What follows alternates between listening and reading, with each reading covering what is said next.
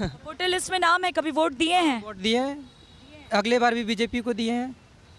किसको दिए वो नहीं पूछे, वोटर लिस्ट में जो वोट चोरी की बातें हो रही है उसके बारे में जानकारी है? ये सब गलत, उनके पास कोई भी दावा नहीं है कि वोट चोरी हुआ है। वोट चोरी अगर होता तो सीट में बंटवारा इस तरह नहीं होता। सीट अगर जितना ही होता तो इस तरह कम से सीट नहीं जीतते।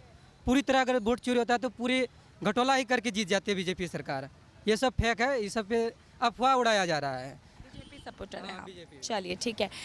यहाँ पर आपको दिखेगा नीतीश कुमार के काम को ज़रूर सराहा जा रहा है, लेकिन विधायकों से अपने इस भागलपुर के क्षेत्र में जो विधायक है उनसे नाराज़गी दिख रही है। अगर आपसे बात करें सर, तो क्या स्थिति है भागलपुर में? विकास के जो पैरामीटर सेट किए गए हैं, सड़क, बिजली, स्वास्थ्य, शिक्षा, इन सारे पैमानों पे बताइए। पैमाना तो अगर देखा जाए तो पहला नंबर शिक्षा विभाग जो है, शिक्षा में तो बहुत सारा वैकेंसी भी निकलता है और युवाओं को बहुत सारा नौकरी भी मिला है, जॉब भी मिला है बहुत सारी चीज़ों में। जैसे बीपीएससी का नया वैकेंसी इस बार निकाला है, नीतीश कुमार की तरफ से निकाला गया है। तो ये लगता है टोटल मिला के इंफ्रास्ट्रक्चर जो है, डेवलपमेंट जो है वो भी मिला जुला के ठीक ठाक ही है यहाँ पे, और जो कि नीतीश कुमार के राज में है, ठीक है। और वो पहले से जो चला आ रहा है, जो आरजेडी का सरकार था, उसके बाद जो बीजेपी की सरकार के साथ जेडीयू की सरकार जुड़ी है, तो बहुत सारा विकास हुआ है इसमें जी। आपके जो क्षेत्रीय विधायक है अजीत शर्मा जी, उनकी क्या स्थिति है? जनता से जुड़ाव महसूस करवाते हैं, मतलब आते हैं आप लोग? हम लोग तो कभी नहीं मिले हैं उनसे, मिलना तो चाहिए, हम लोग भी भागलपुर से ही हैं, कभी हम लोग से तो मिले नहीं हैं, और ना ही कभी शिक्षा के ऊपर उन्होंने कभी कोई टिप्पणी भी की है, ऐसा कुछ तो है नहीं हम लोग की नज़र में। और अगर बात की जाए यहाँ पे शिक्षा और स्वास्थ्य की, तो स्वास्थ्य की यहाँ पर स्थिति चरमराती हुई नजर आ रही है, क्या कारण है? कैसे लगा आपको चरमराती हुई नजर आ रही है? एक बाबा बोल रहे थे कि डॉक्टर भगा देता है ये कह के कि नहीं हो पाएगा इलाज, ऐसा क्यों?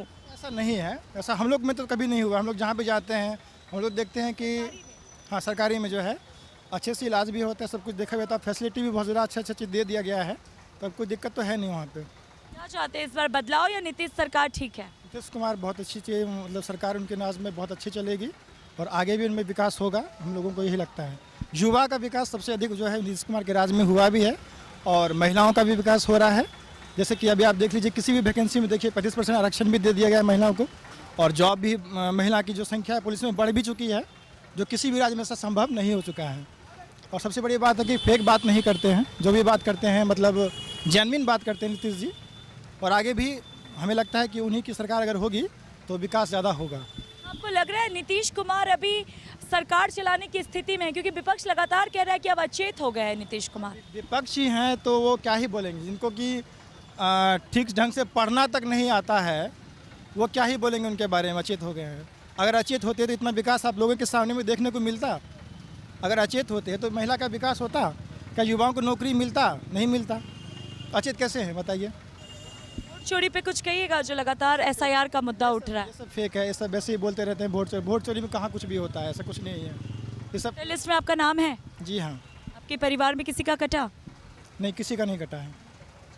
और भी लोग हैं। अगर आपसे बात करें सर, क्या स्थिति है, क्या कहना चाहेंगे? कोई ऐसी समस्या जो अभी भी भागलपुर में बनी हुई है जिस पर काम होना चाहिए लेकिन अभी तक हुआ नहीं?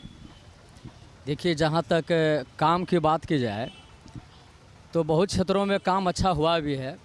भागलपुर और कहलगांव जो खास करके ना जाम के लिए जाना जाता था, ख़राब सड़क के लिए जाना जाता था, कि अब नए नए सड़कों के द्वारा 2 लाइन 4 लाइन का निर्माण हो रहा है, तो भविष्य में हम ये उम्मीद करते हैं कि सड़क का जो समस्या है वो बहुत हद तक समाप्त हो जाएगा। लेकिन सबसे बड़ी समस्या जो हम लोग को सभी कार्यालय में ये महसूस होता है वो है भ्रष्टाचार का।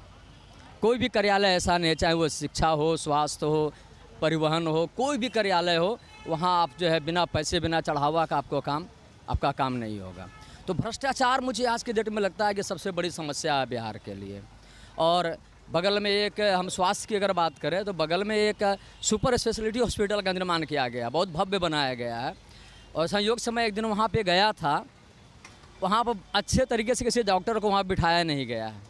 उसका शुभारंभ कर दिया गया लेकिन अच्छे डॉक्टर को वहाँ बिठाया नहीं गया है, ना ईसीजी की व्यवस्था है, ना इको की व्यवस्था है। और मैंने कुछ जूनियर डॉक्टरों को वहाँ देखा, एक बहुत बड़े डॉक्टर हैं हेमशंकर बाबू यहाँ भागलपुर के, उनके बेटे का वहाँ ड्यूटी लगाया गया है सुपर स्पेशलिटी हॉस्पिटल में।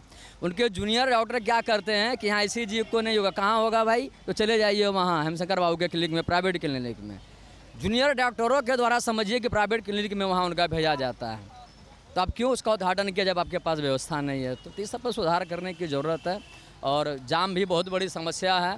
शिक्षा की क्या स्थिति है? देखिए, शिक्षा में शिक्षकों का तो बहाली किया गया, बहुत सुधार भी है। लेकिन हम जहाँ तक ये शिक्षा से जुड़े हुए हम लोग खुद हैं, बच्चे को इंटरेस्ट नहीं है, बच्चा लोग विद्यालय आना नहीं चाहता है। नीतीश कुमार तो लगातार ये दावा कर रहे हैं कि उन्होंने जितने भी स्कूल खुलवाए हैं, तो ऐसा कहा जाता है कि नीतीश कुमार ने खाने के साथ साथ जो पोशाक वगैरह जो भी आवंटन किए हैं, उससे लोग आकर्षित हुए और घर से लोग बच्चे निकले हैं पढ़ने के लिए। तो क्या लाभ नहीं मिल रहा बच्चों को? देखिए, मैं उस पर थोड़ा गहराई से कहना चाहूँगा कि साक्षर बनाना और शिक्षित बनाना दोनों में फ़र्क होता है, ठीक ना। साक्षर बनाना और शिक्षित बनाना दोनों दो चीज़ है। मैं तो ये देखता हूँ कि जहाँ आप खाना की व्यवस्था देते हैं, खाने के लालच में गरीब गुरबा के बच्चा आते ज़रूर हैं, लेकिन 2 से 3 घंटा उनका टीचर का और बच्चे का खाने पीने में समय बर्बाद होता है। आपके यहाँ मैडम कोई भोज होता है ना, अगर 500 लोगों का एस्टिमेट है तो इसके लिए महीनों पहले से तैयारी करते हैं। और रोज़ जहाँ 400-500 बच्चे का भोजन बनता है तो टीचर पे क्या गुजरता होगा, कितनी व्यवस्था करनी पड़ती होगी, पढ़ाई डिस्टर्ब होता होगा कि नहीं होता होगा। मैं चाहता हूँ कि सरकार लाभ दे, लेकिन इसका कोई और नया तरीका ढूंढे। ये व्यवस्था करने में, सब्जी दाल की व्यवस्था करने में शिक्षक और बच्चों का समय व्यवधान हो जाता है। मैंने बहुत करीब से इस चीज़ को देखा है। बच्चे आते ज़रूर है लालच से, खाने के लालच से, लेकिन जो पढ़ाई, जो उनका मूल उद्देश्य है, वो मूल उद्देश्य वहाँ पर मर जाता है। अगर बात करें विधायक जी की, तो अजीत शर्मा जी क्या लोग से कनेक्ट कर पा रहे हैं, लोगों के बीच आ रहे हैं समस्या वगैरह जानने के लिए? देखिए, मैं तो कहलगांव विधानसभा से हूँ, यहाँ से नहीं है, लेकिन ये तीसरा 2-3 बार ये जीत चुके हैं। अब तो उसके बारे में लोकल लोग बताएंगे, लेकिन मैं सरकार के बारे में कह सकता हूँ कि सरकार को बदलने की ज़रूरत है, बदलने की ज़रूरत है। और नीतीश बाबू बहुत काम किए हैं। हम लोग किसी पार्टी से या किसी जाति से प्रभावित होकर नहीं, जो सही है वो बोलूँगा। नीतीश जी ने, लालू जी का अलग दौर था, वो अपने किसी अलग क्षेत्र में काम किया, उन्होंने लोगों को जुबान दिया, लोगों का जो है मानसिक आज़ादी दिलाई। लेकिन विकास के मामले में बिजली हो, शिक्षा हो, रोड हो, सड़क हो, इस सब मामले में नीतीश जी ने काम किया। लेकिन इधर अभी देखिए, बिजली जब से बिजली फ्री होने से पहले बिजली का स्थिति अच्छा था, 23 घंटा 22 घंटा रहता था, लेकिन जब से 125 यूनिट फ्री किया गया, बिजली की स्थिति चरमरा गई है। अब वो किनकी गलती है नहीं कह सकता मैं। ये पूरे बदलाव चाहते हैं या नीतीश कुमार को रखते? तो नीतीश जी अब अपने मन से निर्णय नहीं ले पा रहे हैं, और ये पूरा बिहार की जनता देख रही है। मैं जो देख रहा हूँ, बहुत अच्छे व्यक्ति थे, सचमुच उनको देख करके स्थिति में तकलीफ होती है। मैं तो उनसे रिक्वेस्ट आग्रह यही करूँगा कि आप जो है, आपने बिहार को बहुत कुछ दिया है, आप कम से कम कृपा करके आप खुशी खुशी आप चले जाइए। किसी युवा को आप अपनी ही पार्टी के किसी को जिम्मेवारी देना है, अपने युवा को सामने लाइए, समझदार को, और दीजिए। अब आप जो है बहुत किए, अब आप हम लोग क्षमा। नज़र में कौन है जो अभी बिहार को संभाल सकता है किसी भी पार्टी से? कौन है ऐसा जो बेस्ट कैंडिडेट हो सकता है? ये बिहार में भी 2-3 लोग जो है, तेजस्वी जी को ये मौका मिला तो उन्होंने भी कुछ काम करके दिखाया है। और लालू जी में और तेजस्वी जी में मुझे बहुत कुछ फ़र्क नज़र आता है। तेजस्वी जी को मैंने ये महसूस, लालू जी को बोलते थे कि बहुत मजाकिया अंदाज के हैं, बहुत कुछ को वो मजाक में निकाल देते हैं। काम उनका भी कुछ हुआ, लेकिन तेजस्वी जी मैं देखता हूँ कि उनके अंदर एक गंभीरता है।